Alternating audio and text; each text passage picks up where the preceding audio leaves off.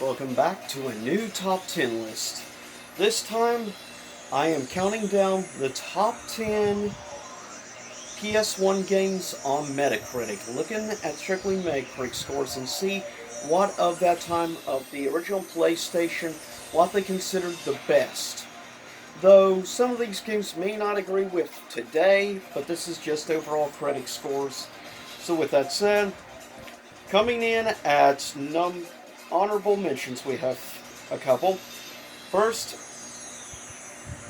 with a critical score of 92%, Final Fantasy VII.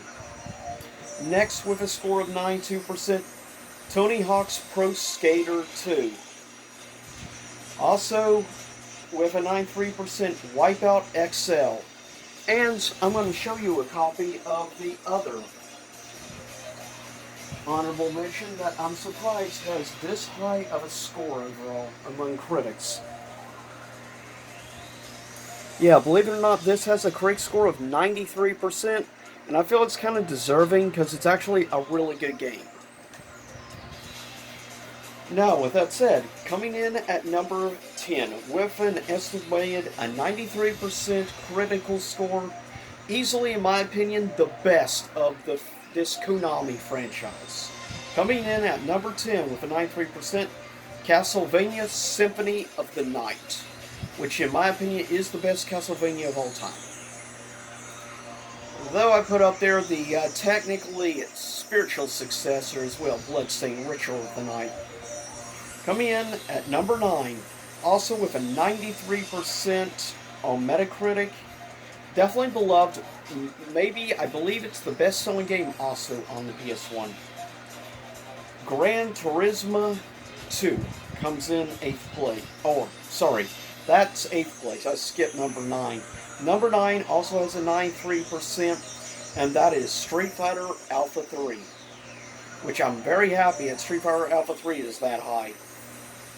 Coming in at number 7 with a 94% on Metacritic, definitely a fan favorite of the original PlayStation and many people's favorite of this specific franchise. This is, of course, the game that would introduce many gamers to the idea of having a cinematic style experience on the PS1, as well as some very memorable bosses to fight, like Psycho Mantis and many others, and the great fight with Metal Gear Rex. And of course, that is the original Metal Gear Solid. Comes in 7th. Next, coming in at number 6, one of the most criminally underrated RPGs ever, in my opinion. Though I'm happy it did so well among critics. In 6th place from Squaresoft. It got a 94% on Metacritic. And that is Chrono Cross.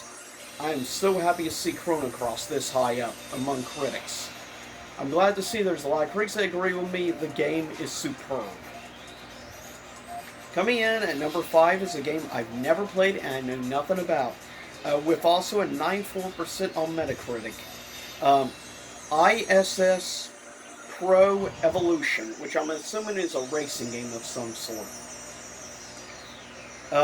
Coming in at number 4, another one with a 94% on Metacritic, and this is by far the highest RPG easily on this among critics.